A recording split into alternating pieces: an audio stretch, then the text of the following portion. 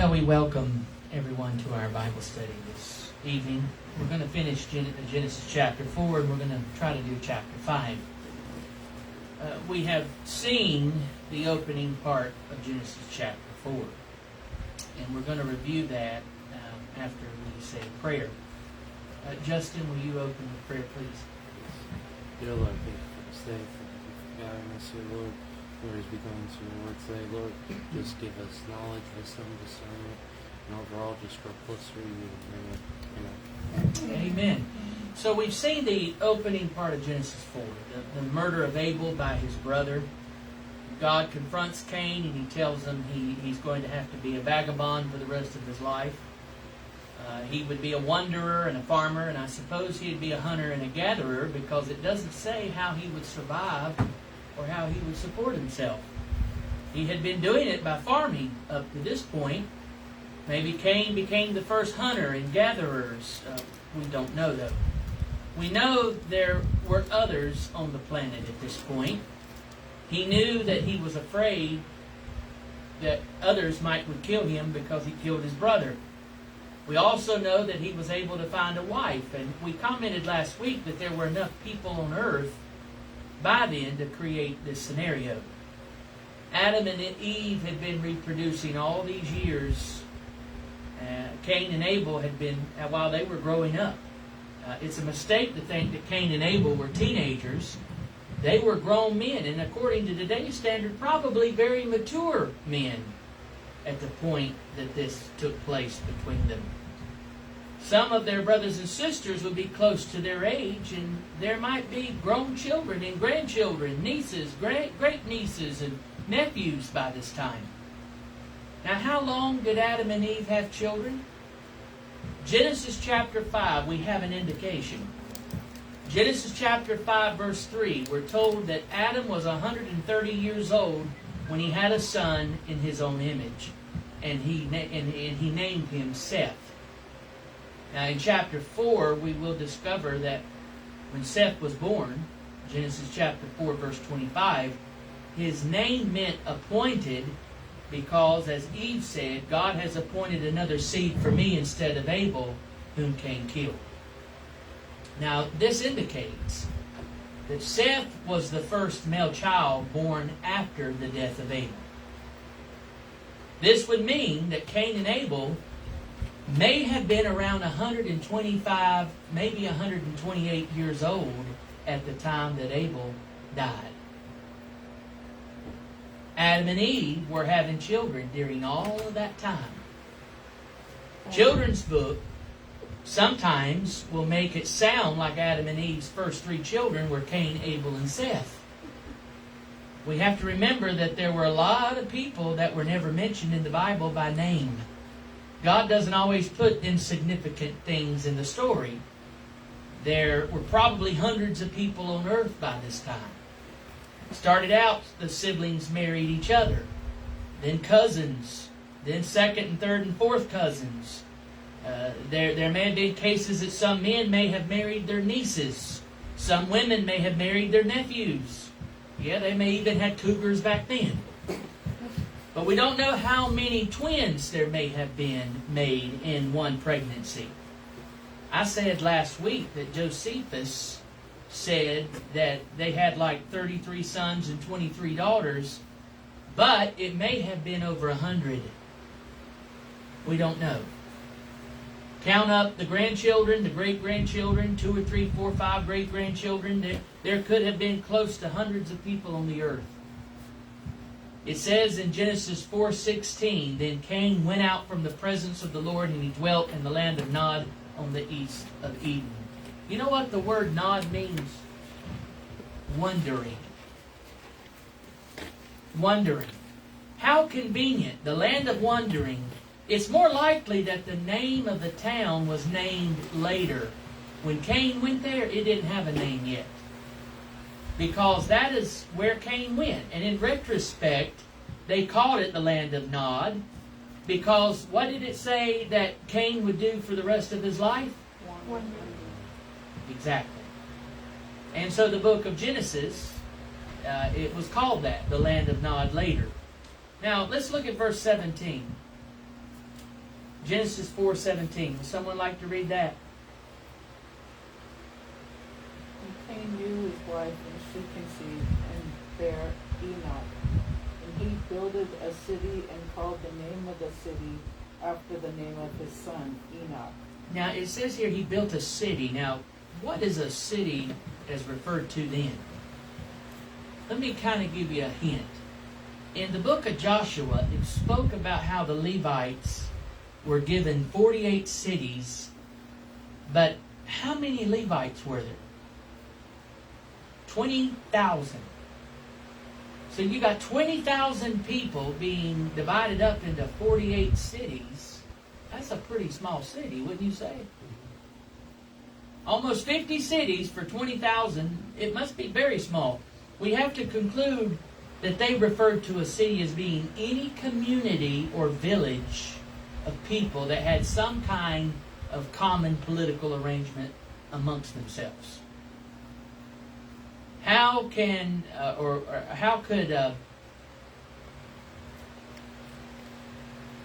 how could Cain have established a community or a village for himself? Well, that's not entirely clear. I don't think the village was called that until years later after Cain died. But in the pre-flood days, there was a city called Enoch in that location. Now, someone read verses 18 and 19 and 20. 18 to 20. To Enoch was born Irad, and Irad was the father of Mahulah, and Mahulah was the father of Methuselah, or Methushal. Did I say that right? Yeah, Methuselah. And Methuselah was the father of Lamech. Lamech was married two women, one named Ada and the other Zillah. Ada gave birth to Jabal. He was the father of those who lived in tents and raised livestock. Now, the term father here is used in a non-literal sense. We're talking about a family line that ended at the time of the flood. It'd be like saying George Washington is the father of this country. What does that mean? He was the founder. Mm-hmm. All of the sons of Lamech here are said to be in some guild, like the next one. Look at verse 21 and 22. His brother's name was Jubal. He was the father of all those who play the harp and flute. And as for Zillah, she also bore Tubal-Cain, an instructor of every craftsman in bronze and iron, and the sister of Tubal-Cain was Naamah. What we see here is that Lamech's sons seem to be the first of inventions on a lot of different things. Even the dwelling in tents. Someone had to figure out how to dwell in tents. Where do you think they probably lived before they knew how to figure out a tent and make a tent and how to dwell in one? They probably were staying in caves. But they devised a way to make some type of tent. And then with that tent, if they figured if I can make clothes, I can make a dwelling space. Well, how do you live in a tent? Well, they're the ones who devised all that. Jabal was the first to make moving around a lifestyle, and his brother was the first to make musical instruments. Imagine, I'm sure they sang. They knew what music was verbally, but to be able to think, there's got to be another way to produce this sound other than singing. And, of course, Jabal was the first one to do that. Some say that the industry the whole form of industry and fashion came from Cain's line, and the worldly culture that's related to it came from Cain's line. I think that they may be reading more into that than is intended. There's nothing here said about the morality. These boys may not have been evil. They may have been bad men. They may have been good men. The fact that they descended from Cain shouldn't tell us everything. I mean, we have in the Bible examples of good kings having bad sons and bad kings having good sons. All we know for sure is that Cain himself was a bad man. We don't know that everyone who descended from him was bad. In fact, even in the Mosaic Law, it said that you don't judge a son by his father's deeds, and you don't judge a man from his son's deeds. And in Ezekiel, it said that a son would not be accountable to his father's deeds if he acknowledges that his father was wrong. So why do commentators assume that just because these men descended from Cain that they were automatically bad people? Perhaps because a lot of commentators are Calvinists. Maybe that's why. Predestinated. They were predestinated to be bad. There is some people who think that they had an issue of morality by what is said in this section. It said that Lamech took 2 wives. They say the beginning of polygamy began in Cain's line. Now, we do not know that for sure. Remember, I just described how many people there may have been. Remember that? Mm-hmm. We don't know who was the first polygamist. There could have been some insignificant people who were doing polygamy before this that weren't named. This was 7 generations from Adam.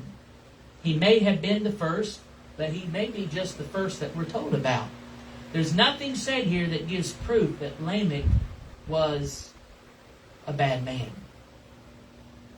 You know, Abraham was a polygamist too. Mm-hmm. So was Jacob. So was David. So was many others. Not saying that it's good, and there's no way that I'm condoning it, but to mark him out as a bad man in the Bible because of it doesn't match up to the good men in the Bible who did the same thing. I say all this to show that we should not jump to conclusions that the Bible does not make. This one who made music and iron and bronze are somehow bad, and the origins of these industries are somehow bad. There's some Christians who believe that we should not use instruments in the church. Part of the rationale of that is because of what we're talking about right here in this chapter. The ones who did it descended from Cain. Guess what? Everything that has ever been made was made by someone who descended from Adam. What Adam did was worse than what Cain did. Adam's sin affected each and every one of us. We're not encouraged by the text to view Cain's descendants as bad people. Polygamy was never what God intended for marriage, but there again, God allowed it. So people make quick judgments regarding these things, as they do in this little speech that Lamech is getting ready to give here. Someone read verse 23 through 24. Then Lamech said to his wives, Ada and Zillah, hear my voice. Wives of Lamech, listen to my speech. For I have killed a man for wounding me, even a young man for hurting me. If Cain shall be avenged 7-fold, then Lamech 77-fold. Now, every preacher that I have ever heard that's preached on that scripture, every commentator that wants to comment on this scripture, they say that Lamech was arrogant and defiant and very proud, saying, I've killed a man, and if someone kills me, then I should be avenged more than my grandfather. Not 7 or 77, but that 77-fold. That sounds arrogant, doesn't it? They say this with a boastful claim. Well, it may have been a boastful claim, but I don't see enough evidence to say so. What he's saying to his wives, and I want you to look at what I see. I got in a fight, a man wounded me, but I killed him. That's not good. You shouldn't kill a man in a fight. But he does seem to indicate that he was doing it in self-defense. That's why he called, if Cain could be avenged 7-fold, then I should be avenged 77-fold. Because the one I killed was trying to kill me. Cain killed a man unprovoked in cold blood. And if you're going to put a protection on a man who did it in cold blood, I didn't do it in cold blood. I did it in self-defense. Then I should be avenged 77-fold. That's what I'm seeing. Maybe I'm wrong. God said no one should kill Cain. And he's saying, I stopped someone from killing me, so if they try to kill me, it should be greater than Cain's judgment. This may have been the second case of the killing of a man. Remember, this is only 7 generations from Adam. It may be there was not any murders that took place after Abel was murdered. In 7 generations, it may be that there was not anything that took place. Lamech was trying to sort out exactly where he stood here. What he did was not like what Cain did. He seems to think that what he did wasn't good to the community, but he also has a justification for what he did. He justifies it by saying, it wasn't in cold blood I did what I did. Therefore, your mercy on me should be greater than the mercy that was on Cain. At the same time, he may have been boastful. He may have been proud. He may have been arrogant and defiant. But I really don't see words as saying that. I see him saying that now there's another murder. People may want to do something about it. My committing a murder was not as heinous as my grandfather's was. And if Cain got protected, if my grandfather got protected from vengeance, I should be really protected too, because I didn't do it out of cold blood. Now, let's look at verses 25 and 26.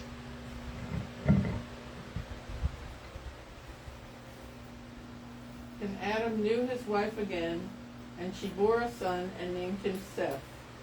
For God has appointed another seed for me instead of Abel, whom Cain killed.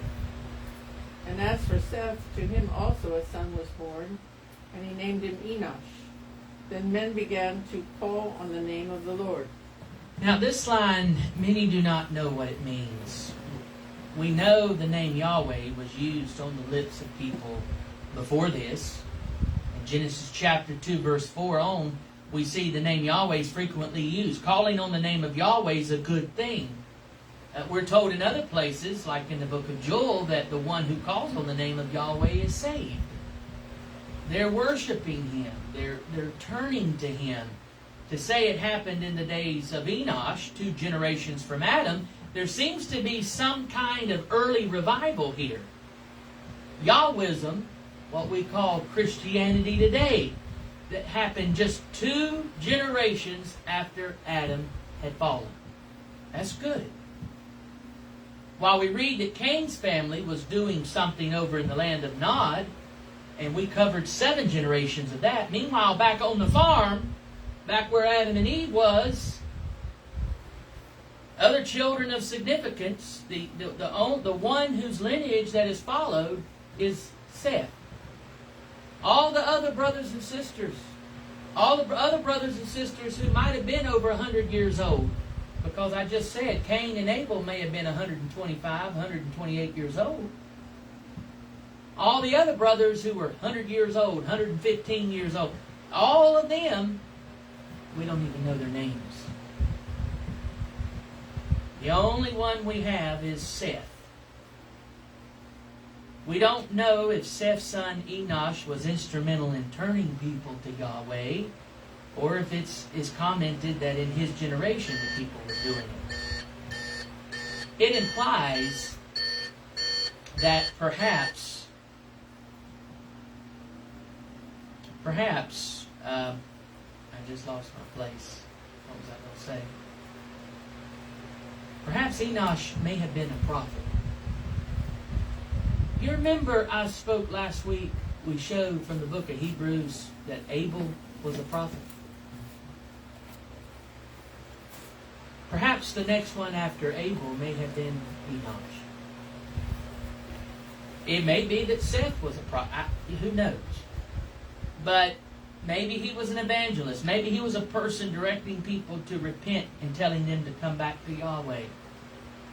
And the only reason why I will say this is because his name is tied in directly with the same verse that says, then men begin to call on the name of the Lord. Maybe What's the meaning of the name Enosh? Well, I'll tell you that in a little bit. That's why it's possible in what Moses seems to be implying in his writing this. Enosh was the one who really brought in this new revival. The first revival after the fall. It would have been Abel had he lived. But since he didn't, then perhaps the son of Seth was the one who did that. While Cain's line was doing what they were doing, there was another line that was turning people back to God. We don't know for sure that Seth himself was a godly man. But there are things about his line that stand out. In the next chapter, some of the ones in his line were exceptionally good men. Seth might have been a good man because Abel was a good man, but we don't know for sure. Eve thought that Seth would replace Abel. She may have been prophetic in that. Many times in the Bible when people name their kids, it seems like God was given a prophetic word and they named their child that which related to that prophetic word. If God gave Seth to be a replacement for Abel, as Eve believed, then he may have been a godly man like Abel. He may have been a prophet like Abel was. But then his son Enosh may have been involved in this revival of turning people to Yahweh, His name, what His name meant. Enosh and the statement that people begin calling on the name are, as I said, linked in this same verse. Now, as we flip the page over to chapter 5, as you go through the lineage in chapter 5, you have Enoch, the one man who was so godly he apparently never died. He walked with God and God took him to heaven. The further down you have Noah. Noah was the only righteous man in his generation. There's only a few names that we now really know in these 10 generations from Adam to Noah through the line of Seth. But of the 10, there were particularly 4 that we know a little something about. And the things we know are positive things rather than negative things. 2 of them, Enoch and Noah, were exceptionally righteous. So it kind of makes you feel that the lineage of Seth was a godly lineage. With no more information than we have, we can establish that at least. But what little we do have, there was something special about the family, and they continued to acknowledge Yahweh in a world that was increasingly getting worse and worse. In chapter 5, we have the first of the longer genealogies. These give us the chronology of when all these things took place. We have a number of years between Adam and Noah, then later a number of years between Noah and Abraham, and Abraham's date, of course, can be ascertained by other factors. It's from these genealogies in chapter 5 and in chapter 11 that it's been calculated that Adam and Eve were probably created around 4000 BC. If you follow the genealogies, you actually get 4004 BC. That's 3,996 years before Jesus. We have these genealogies that follow a certain paradigm.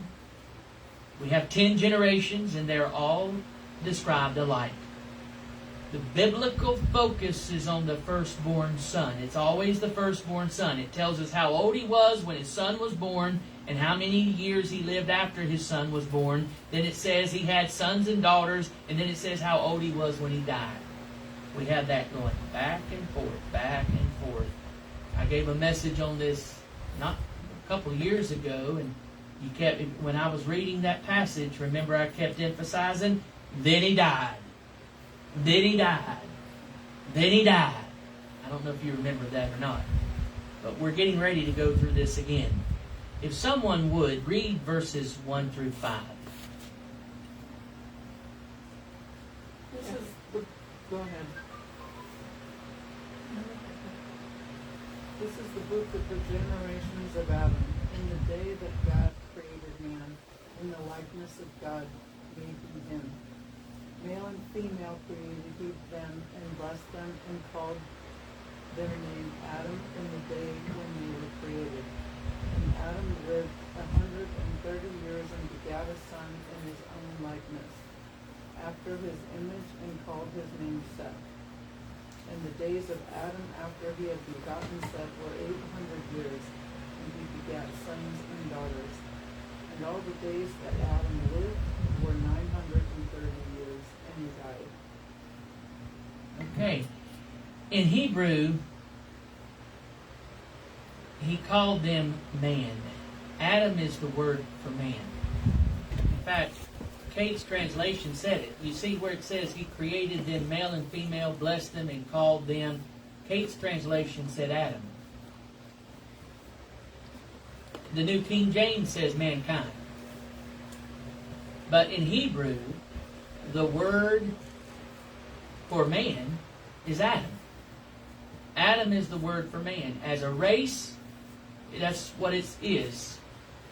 Man is Adam as a race. Ish is the word for a man as being distinct from a woman. Ishi is the word in Hebrew for woman as it differentiates with man. But the word for man as a general species is Adam. Now, one thing when they translate this word here in the New King James, and maybe even the King James, they use this word mankind. That's a fair translation, but you know what? It's forgetting something. God named Adam. In God's eyes, Adam and Eve were both Adam. It was Adam who named Eve, not God. So, Eve that's who she was to Adam. But to God, when God looked down at the man and the woman, he said their name was Adam. Adam and Eve shared the same identity. I'm not talking about this transgender stuff, so don't take it wrong. They were both one flesh, remember? We have the custom throughout history that a woman married takes her husband's name and they become the same solidarity, right? They become one flesh. They're a team. They work together to make their own family or tribe. A man leaves his father and mother. We saw this a few chapters ago. He leaves the solidarity of where he grew up, of his mother and father, and he creates his own solidarity with his wife. He cleaves to his wife and they make their own. That's how it happened. I bring this up because now it's very common, for various reasons, for a wife not to take the name of her husband. She keeps the name of her father. But regardless, either way, a woman does not have her own name. She doesn't have her own name. She has either the name of her husband or she has the name of her father. Still a man's name. If she has the name of her mother, then she has the name of her mother's father. No one can escape the fact that the name comes from the man. That's how God made it. We just read it in that chapter. That's how God made things. He made Adam and Eve, and He called them both Adam. They were one flesh. Now, I'm not harping on anybody who keeps their name. I'm not saying there's anything wrong with that. We should rejoice. I'm making a point with this. In the paradigm on marriage representing Christ and His bride, the church, think about it. We, the church, take on whose name? The groom. Who's the groom? We do everything in whose name? We have His name. Our identity is His name. His name belongs to us. Our maiden name was Adam, but our married name is what? Jesus or Christ, either one, or both. We are one flesh with our Master. And you know what? Ephesians told us that. In Ephesians, it said that the church is His flesh and bones. One organism is formed by the marriage. Nothing here in Genesis chapter 5 mentions Cain and Abel and all the other children of Adam. Now here's a very interesting point. It dawned on me why. We're told about the 7 generations of Cain, and then we're told about all the generations of Seth up to Noah. Do you know why we're not told about all the generations of all the other children? Because Jesus' lineage. Think about it. Noah was of Seth's lineage, and everybody on earth today came from who? Noah. So this is our lineage. Who is here today is of the lineage of Seth per Noah. That's why the Bible didn't talk about all the other lineage. Many of the other lineages got wiped out in the flood. Or they did get wiped out in the flood. But that is why the Bible here only concentrated on what happened to Cain, and of course all that perished in the flood, and what happened to Seth and his lineage. Now let's read this. There's going to be some funny names here. Somebody wants to read 6 through 11.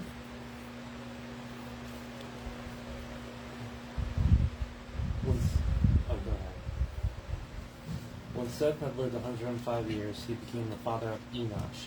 And after he became the father of Enosh, Seth lived 807 years, and he had other sons and daughters. Altogether, Seth 912 years, and then he died. When Enosh had lived 90 years, he became the father of Canaan.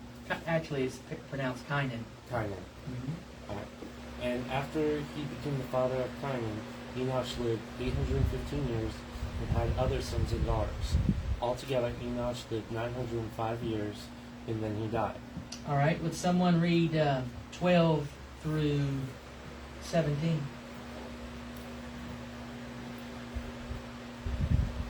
And Cainan lived 70 years and begat Mahalalel. Mm-hmm. Very good. Cainan lived after he begat Mahalalel 840 years and begat sons and daughters. And all the days of Cainan were 910 years, and he died. And Mahalalel lived 65 years and begat Jared. And Mahalalel lived after he begat Jared 830 years and begat sons and daughters. And all the days of Mahalalel were 895 years, and he died. All right. Would someone read 18 through 21? Jared lived 162 years and begot Enoch. After he begot Enoch, Jared lived 800 years and had sons and daughters. So all the days of Jared were 962 years, and he died. Enoch lived 65 years and begot Methuselah. After he begot Methuselah, Enoch walked with God 300 years and had sons and daughters. So all of the days of Enoch were 365 years. Okay. Now, it says here, Enoch, I'm going to take just a moment. I'm going to go through a lot of this in just a minute, but it says Enoch lived 65 years and he begot Methuselah. Boy, he was young when he had him compared to these others. This name Methuselah, we don't know anything about this man but one thing. Was he a good man? Was he a bad man? What he did for a living? We know nothing about Methuselah except one thing. What is he famous for? Living a long time. He's the longest living human that we know that's ever lived. That's what he's famous for. Now notice it says here, after he begot Methuselah, Enoch walked with God 360 years and he had sons and daughters. So all the days of Enoch were 365 years. Enoch walked with God and he was, and then he was not, for God took him. So Enoch was a good man. We know that. We don't know if Methuselah was a good man. His son, But we know that Enoch, the father, died before Methuselah, the son. In fact, he had a very, very short life compared to his son. But it says Enoch did not die. It says he was not, for God took him. Elijah too is said to have not died. He was taken up in a whirlwind. It's assumed he died. But it says in Hebrews, though, that Enoch did not die. And I'm going to talk about Enoch toward the end of this study tonight a little bit in more detail. Let's look at verses 25 to 27. When Methuselah had lived 187 years, he became the father of Lamech.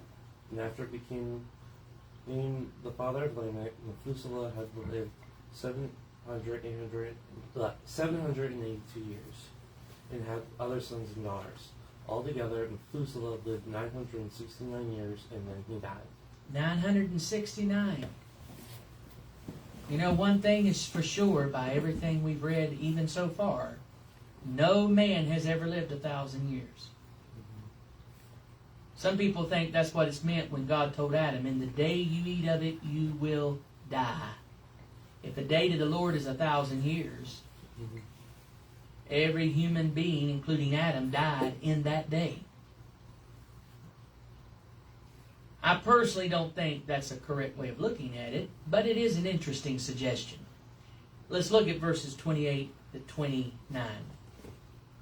And Lamech lived 182 years and begat a son, Noah, saying, this same shall... Wait a minute, my eyes are getting fuzzy. This same shall comfort us concerning our work and toil of our hands, because of the ground which the Lord hath cursed. And Lamech lived after he begat Noah 595 years, and begat sons and daughters. And all the days of Lamech were 777 years, and he died. And Noah was 500 years old, and Noah begat Shem, Ham, and Japheth. Okay, now let's go back up here to verses 28 through 29. It's not clear what this prophecy meant. He says he called his name Noah, saying, this one will comfort us concerning our work and toil of our hands, because of the ground which the Lord has cursed.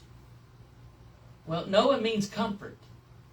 He's saying the one will comfort us from the toil, referring to the fact from the time of the fall, man had to toil and sweat and till the ground to get his food. Remember that? Mm-hmm. Yet did Noah do that? He didn't give his generation rest. He outlived them by going through the flood, and they didn't. If he meant that he would give rest to the human race, meaning the race that lived after Noah, even that's not necessarily true. It's almost like he missed this one. I don't know. If his prophecy is true, I'm not sure what it means. The Bible never called Lamech a prophet, or that he was right. It just tells us that he called his son Noah. You know what I think he called his name, this is what I think.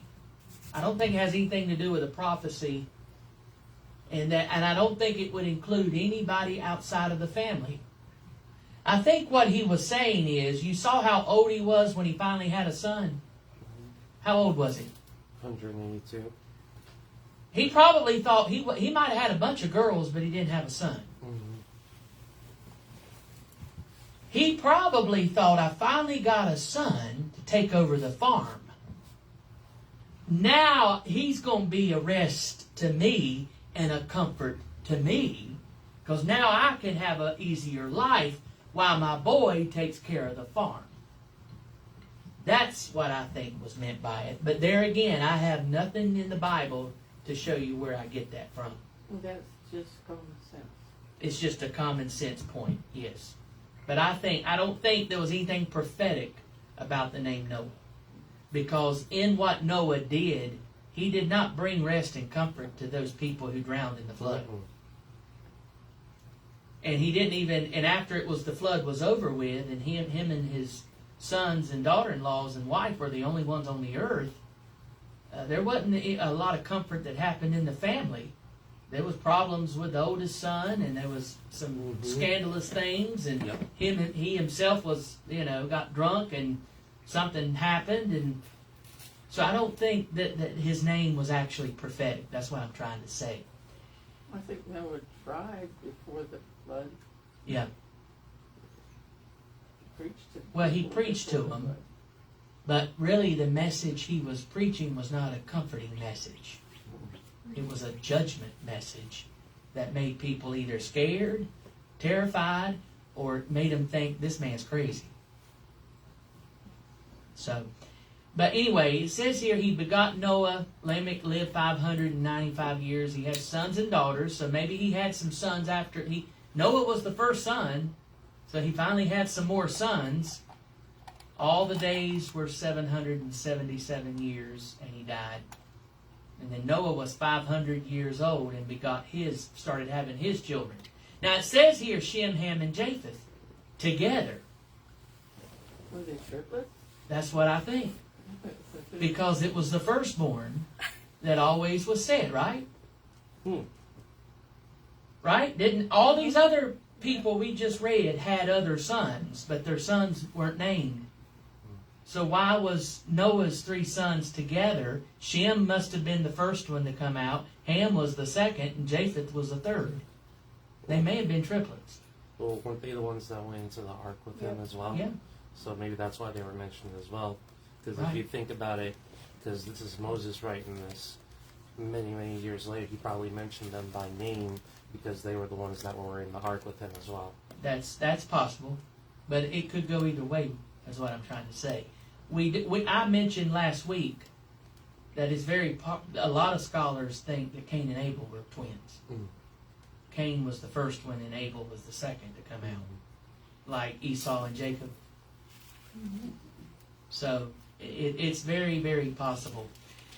But there are critics who think that when you look at these genealogies that we just read, it's all a fabrication. It can't be real, because they say that they're using duplicate names here. There's a Lamech in the lineage of Cain, and there's a Lamech in the lineage of Seth. And there's also Enoch in both of these lines, and there's some similar sounding names in Cain's line. In chapter 4, verse 18, you have Mehujael, who begot Methushael, and that one sounds like Methuselah. You know what my answer to that is? Today, we have Carol, we have Carolyn, we have Caroline, we have Susan, Suzanne, Susie. They all sound alike, and they may even come from the same root name, but it's not the same name. I don't see that as a valid objection. In a day where there wasn't a lot of people, they were borrowing names just like we do today. Many are named after family ancestors. Remember, there's a lot of names we don't know. Yeah. We only know 3 sons' names of Adam and Eve. But if they had 50 or 60 sons, we don't know what any of those names may have been. Even in Jesus' family.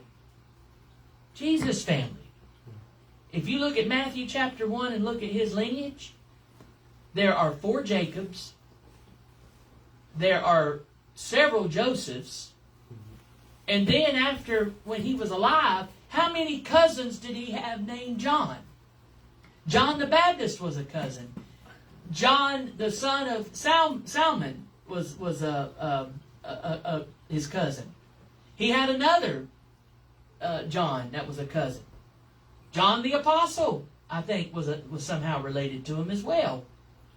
In fact, he was. James and John were brothers.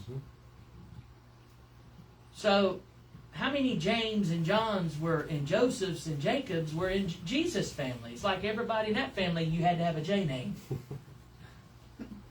Did you have a question or a point? Oh, I was going to say, too, with the whole of the names being similar and stuff, if you look at it, it's when we get to the second Enoch from Seth's line, right?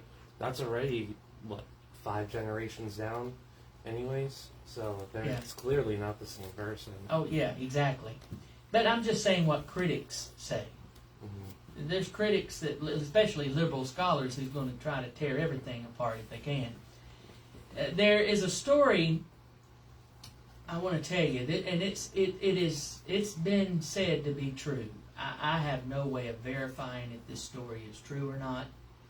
But there's a story about someone getting saved by reading Genesis chapter 5. This is considered to be the driest material in the Bible. After he begot, and after did, and da-da-da-da-da-da-da, he had this, he had that, he was this old, and he died. Now, a person getting saved, and he died, and he died, and he died. You think, how could somebody get saved from this statement? Well, there was somebody who was reading this chapter. He decided, I'm going to read the Bible. I don't know God. So many people follow God. I want to know what this is about. And I don't want a preacher telling me. I want to find out for myself. So he began reading this chapter. And he kept seeing this point, and he died, and he died. And you know what? The light went off and the penny dropped. All of a sudden, I should say the light went on and the penny dropped. He's like, I'm going to die. All these people lived that long, and they still died. When he realized he too was going to die, he concluded he needed to get right with God. There's reasons why God put some of this stuff in the Word. But in a minute, you're going to find out even something more profound than what I just said. Another interesting thing about this chapter is the names that were in this chapter. And you ask about what those names mean, right? All of these names had meanings. Our English names generally come from Latin or Greek names or words, meanings we don't know. I fortunately know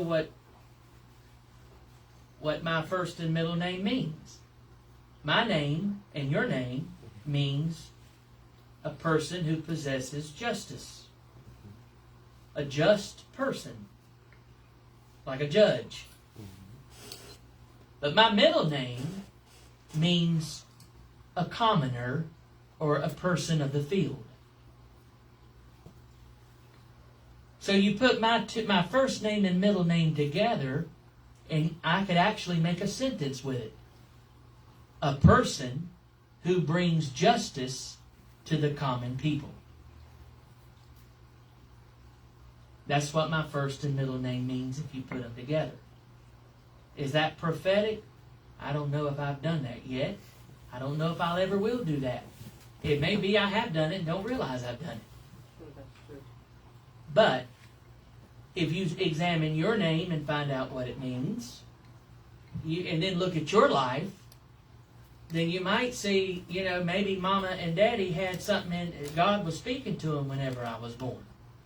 And they didn't even know that the name that they picked meant that. But names have meanings.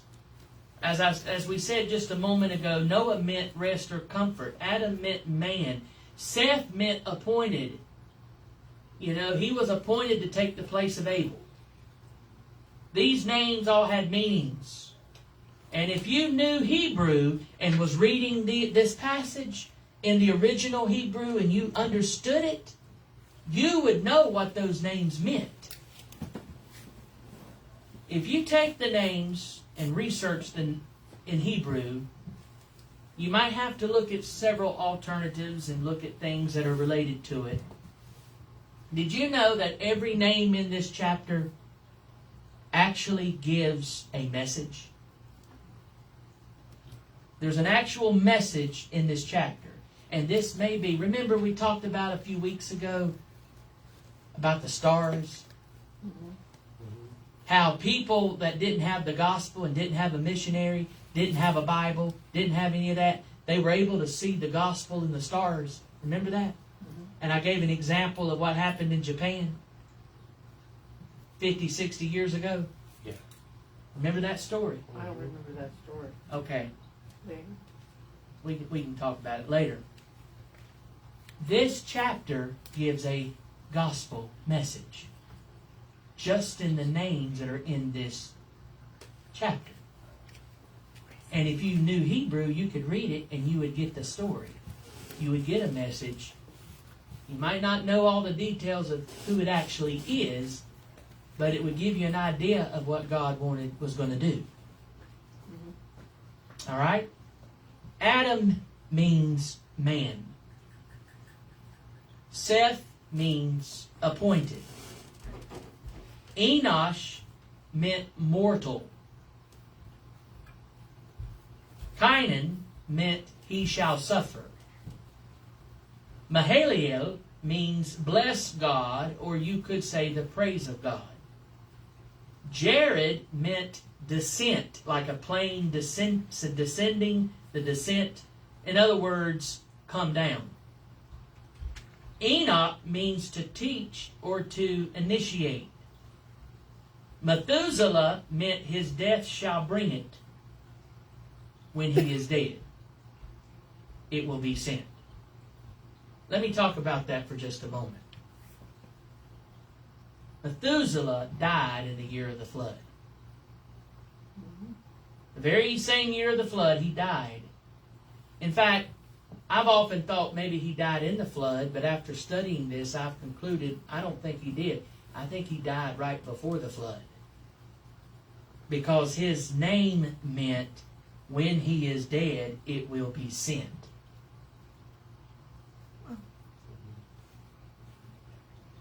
His death shall bring it. Methuselah died in the year of the flood. His death seemed to bring the flood. His father was who? Enoch. Enoch was what? A prophet who named his son. It seems that Enoch had foreknowledge of judgment coming, albeit almost 1,000 years before the judgment came. Because how long did his son live? 969 years. But that's what his name means. His death, when he is dead, it will be sent, or his death shall bring. Lamech means disbarring. Noah means comfort or rest. Now, all those names that I just gave you, we read. That's what those names mean. Put all of those names together, and you can create a sentence with it. Man appointed that mortal man shall suffer. Bless God come down, teaching his death shall bring despairing comfort. Let me read it again and put the commas where I need to. Man appointed that mortal man shall suffer. Blessed God came down, teaching his death shall bring despairing comfort. Oh, Now we have to change the tense, right? You say, well, that's not really... But here's the problem. In names, you can't change the tense. But if you knew Hebrew and you knew what all these words mean, you'd be like, there's something being said here in all these names. That's a very interesting point. But it appears that the very gospel is being told in this chapter for anybody who would be reading in this original Hebrew language. Through these boring names, and by the selection of these names and why God would choose these names, someone in Hebrew could see the gospel being told in advance. Now, some say that sounds kind of suspicious, but if you look up all the names, look them up. Almost all of that matches. The only one that's a little iffy, because I didn't have that you got to get more than just one book to look at. Canaan was the only one that I could not confirm, but everything else in there was confirmed. This, like I said, it seems to me there's a hidden message to us, but it wasn't a hidden message to anyone who could read Hebrew. Now let's say something about Enoch, and then we'll close. The New Testament says something about Enoch. He's mentioned in a couple of times significantly in the New Testament. If you have your Bibles, turn to Hebrews chapter 11. This gives us a catalog of the men of faith. Hebrews chapter 11. If someone could read verses 5 and 6.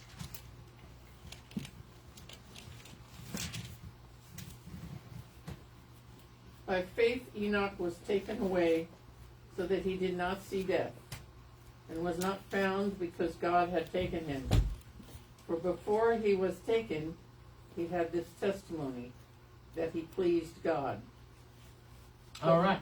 Good. That's good. So Enoch was caught up, just like the church is caught up in the air to be with the Lord, right? Then it says, for before he was taken, he had the testimony that he pleased God. You see that part?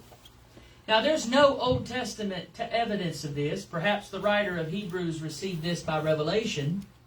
Enoch had a testimony. People knew that he was a man that pleased God. And it's deduced from the fact that it says he walked with God.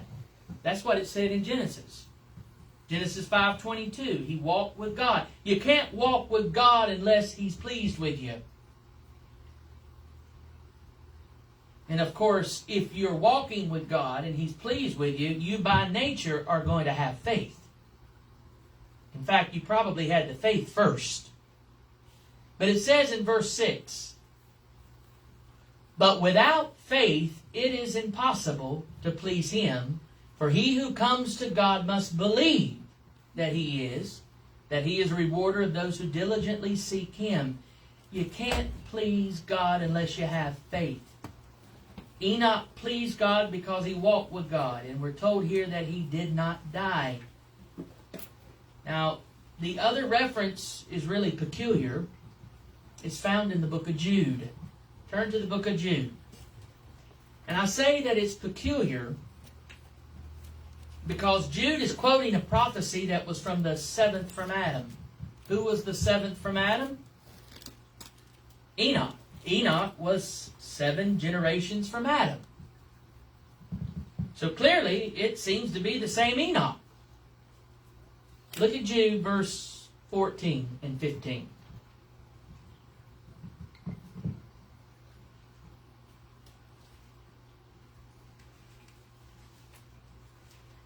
Jude 14 and 15. Enoch, the seventh from Adam, prophesied about these men. See, the Lord is coming with thousands upon thousands of his holy ones, to judge everyone and convict all the ungodly of all the ungodly acts that they have done in the ungodly way, and all the harsh words ungodly sinners have spoken against him. Now, Enoch is said to have prophesied this. Jude says when he did this, he was prophesying about the men of his own day. Now, this expression, behold, the Lord comes with 10,000 of his saints, certainly this has reference to a judgment coming, right? Jude may have been applying this to 70 A.D., which was around the corner from him. Just a couple years after Jude wrote what he wrote, Jerusalem was burned down. Finally. Complete. Never to be rebuilt. It hasn't been rebuilt yet. And it won't be. Hint, hint. But Jewish false teachers, it would come under judgment. The difficulty here is it says that this was coming from Enoch, the seventh from Adam. Now, the difficulty is there's a book called the Book of Enoch. This book was in circulation back in Jude's day. The author described himself as Enoch, the seventh from Adam. The very phrase that Jude uses here, that book is still in print. It contains this prophecy that Jude quotes, and Jude is apparently quoting from this book. The problem is, Enoch did not write the book of Enoch. I don't know of any scholar who believes he did. All scholars recognize the book as an apocalyptic work that was written within the 1st or 2nd century before Christ. So it was written somewhere around 200 or 100, back when the Maccabean stuff happened. Enoch was the seventh from Adam, lived thousands of years before Christ, and was therefore the author of that book. Jude quotes it as if he was. But see, the problem is, Jude had a problem here. When it was decided which books needed to be included in the New Testament canon, the fact that he quoted this book as if it was authoritative led many of the church fathers to say that this book should not be included in the canon, because it appears that Jude was making a mistake. He thought it was written by the real Enoch. But on the other hand, it was thought through. All Christians and Jews of that time knew that the book of Enoch was not written by the original Enoch. And this is why the church fathers chose to allow it into our canon. It was because everybody there knew it was not real, that it was not the real Enoch, that it was one of the writings that was pseudo, what do they call it? Pseudo, there's a word for it. It means that you are writing a book about an Old Testament person, but yet someone else is writing the book. Pseudo, what is that word?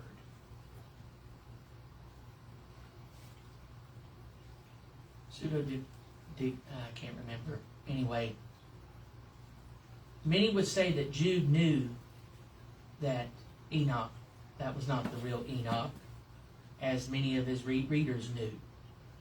And so, when it sounds like Enoch, the seventh from Adam, spoke of these men. Now, I'm going to say that's exactly what the author, that was his pseudonym. Whoever did write that book, he didn't give his real name. He said Enoch, the seventh from Adam. That was like a title for his name. Just like there were some of the books that Dr. Seuss wrote that he didn't put his name on it. He took parts of his name and changed the letters around and made it sound like a different person wrote it. But it may be that Jude is simply citing the author of the book. It may be that what Jude was doing, and he was using a known religious fiction to illustrate something. I'm going to give you an example. How many of you know C.S. Lewis's Chronicles of Narnia? Okay? How many times have you heard a preacher illustrate something from that book? Many times. Right? I've been using Dr. Seuss in my sermons lately. No one really believes there's a place called Narnia. No one really believes that there's really a place called Who or Whoville. Right? There's no Whoville? There's no Whoville, Kate. No Narnia. But I've heard preachers say, Aslan is not a tame lion. Just like it says in the Chronicles of Narnia, right? Who are they talking about when they say that? Exactly. Aslan was a lion in the story who represented Christ. Preachers talk like they believe that the story is true. The speaker and his audience have a little secret. They know that it's fiction, and it's being used to illustrate whatever point the preacher's trying to make. And that's what happened in the first century. In the first century, there was a book that was very popular called the Book of Enoch. Everyone knew the real Enoch didn't write it, and Jude was never suggesting that he wrote it. Is that why you refer to him as the seventh from Adam instead of just saying plain out Enoch? Because all the other mentions of Enoch in the Bible just says Enoch, but Mhm. in Jude it only says the seventh from Adam. Yeah. I think he was quoting the parentheses Yeah. of the author of that book, not Yeah. saying that the prophet Enoch, the seventh from Adam, was the one who actually said it. Now, on the other hand, it didn't say that Enoch wrote these words. Jude said he prophesied these words. Could it be? Could it be another alternative that the real Enoch may have given a prophecy verbally that was perhaps this prophecy or close to it? It was preserved orally through the generations, and when this author decided to write this book, they included it to add validity to their book. We don't have any idea what Jude was thinking when he quoted it, but I'll guarantee you one thing: the people that first read this knew exactly what he was referring to, and they didn't seem to be in an uproar over it. Since Jude told us that Enoch prophesied, we don't know he did this with a wink and a nod. It may be he was a prophet. He did give this prophecy, and it was preserved and later incorporated in the book that Enoch did not write. But this is prophecy of judgment. It very well may have been something because he named his son, his death shall bring it. Enoch did predict the flood. It may be that prophecy, they added the part, the writer of the book of Enoch may have added the part about the saints, but it may be that was a prophecy that Enoch said regarding the ones who were getting ready to get drowned in the flood. Very possible. But either way, Enoch was a prophet. Whether he gave that prophecy in Jude or not, he did predict the flood, and his son would live up to the point of it. And one last point I'm going to make as we close. All of this correlates that Methuselah lived longer than anyone else did, and now we may know why. If Enoch prophesied that his son's death would bring about the flood, God had predetermined the time for that flood, and that is why his son lived longer than anyone else. Or there could be something about grace and mercy in here. God knew that man was wicked, actually Enoch knew man was wicked, and God was going to have to do something about it. And he warned through the prophet Enoch. And it may be he kept Methuselah alive because he was reluctant to judge the people. He wasn't ready to drown them out. God judged Israel. He judged Judah. He judged the Canaanites. And almost every time he did that, you read it in the Bible, he did it over long times of tolerance. It may be because the Bible says he's slow to anger. He held it out longer, which in turn, Methuselah's life held out longer. It might have been evidence of his mercy and his hesitance and reluctance in judging man that Methuselah lived as long as he did. And that might answer the reason why Jesus isn't cracking the sky now, for the same reason. Mercy. He has an appointed time. But when we say an appointed time, that doesn't necessarily mean June 11th, 2026 at 3 o'clock in the afternoon. His appointed time may be when this amount of people have come to me and my church has repented, and when a certain amount of my church is ready, that is my appointed time. And it may be we could have already been on the other side 10 years ago if we weren't being stubborn and stupid. Who knows? But there's so much. As I studied this week and looked at all this stuff, I'm like, wow. So much in a chapter that's supposed to be dry and boring. God was speaking in code. We just got to break the code and we can find a whole lot more than we could ever imagine. But next week we'll start Genesis chapter 6. We're going to start getting into some real interesting stuff.